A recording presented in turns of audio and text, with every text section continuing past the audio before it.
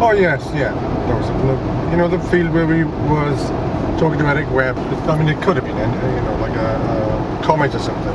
Or just like a light travelling very fast through the sky with things coming off it, like a firework with smaller, quite a large light. Yeah. With smaller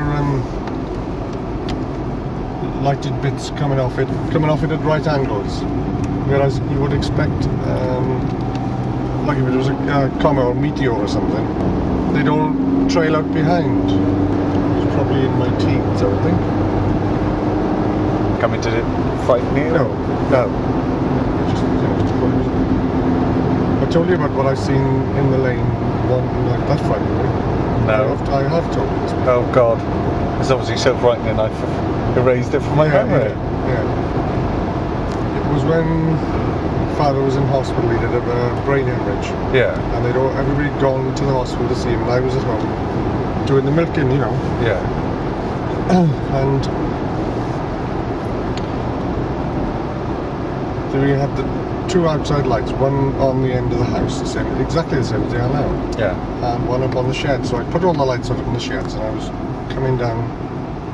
And as you walk, from the sheds down to the house, you pass the entrance to the lane, don't you? Yeah.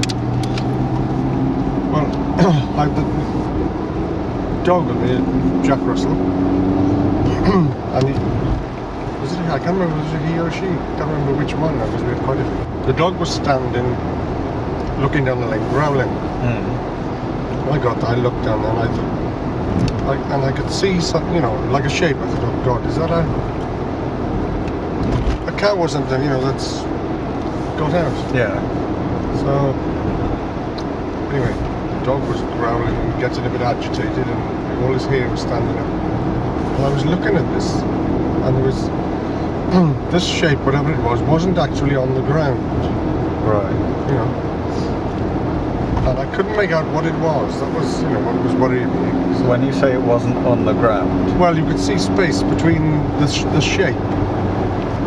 You could tell it wasn't actually on the... It was floating, if you know what I mean. Oh God. And it was coming slowly up the lane.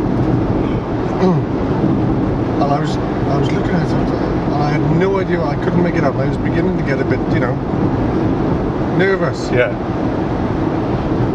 And when I looked down, the dog had gone. Oh, great. And he was disappearing around the back, trying to get into the house. Yeah.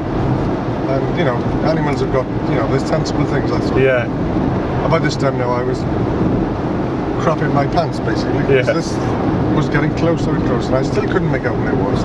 What did it look like? Well, it looked like like a small cloud of mist or something like that. That was moving. It looked like, say you put a couple of cats in a big white sheet. Yeah. There was that sort of movement to it. Oh God. As I said, I was crapping myself by this time because of course when the dog disappeared, that was enough for me. I was gone in the house, into the dairy, shotgun, 2 cartridges down the barrels, and I went upstairs and was looking out through the window, expecting to see whatever this was coming up, Yeah. But I never seen it again. I don't know what happened. It never came past the house, and I never went out to look to see what it was. But I never told anybody about it because after when you calm down, you think, well, that's a bit fucking silly. Yeah. But if the dog hadn't shot off, scared, I might have been alright. Yeah. That was the most frightening thing.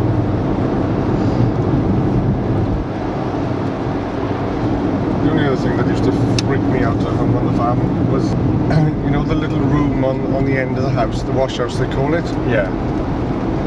Grandpa used to make homebrew in there. That's it, yeah. Well, that used to be the slaughterhouse. I mean, they used to use it for washing and things like that. And then we'd go and get the pig, put a rope around his top jaw, and with a slipper on it, pull it tight, and you could lead him, and you behind them, and bring them in there. And the noise would be absolutely horrendous. Because when they're really wound up, pigs can make a tremendous noise. Very high-pitched squeal, and it's hammers in your eardrums. And guide this poor pig into there, and I'm sure they know what's coming. Because you've got this boiler boiling away, full of really boiling hot water. It takes quite a few to hold, you know. It's quite a big pig, you know. It's been growing for 12 months. Well, my uncle used to do the killing. He'd be there sharpening his knives.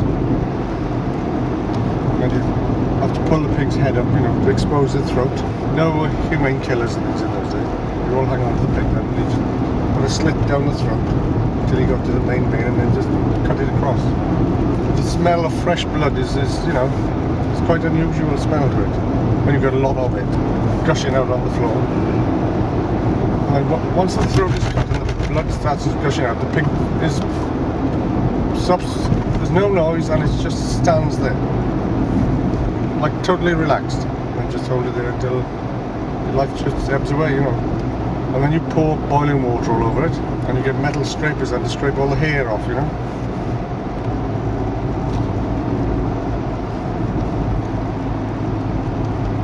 I didn't used to mind eating the bacon and things like that, you know. Faggots that man used to make with pig's intestine as linings.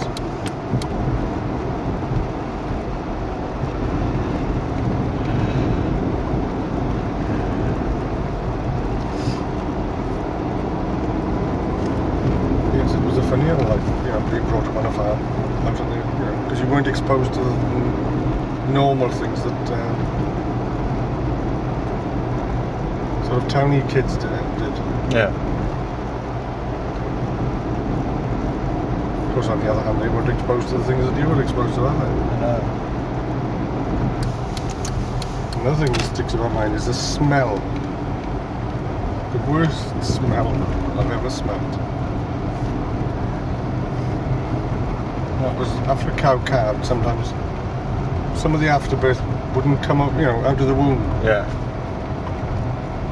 And after about 10 days to a fortnight, you know, you'd have a horrendous discharge, and you'd have to get the vet then, and the vet would come and stick his hand, you know, in and clear all this out.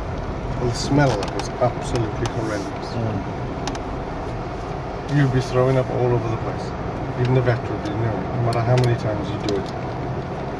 It was absolutely beyond the smell.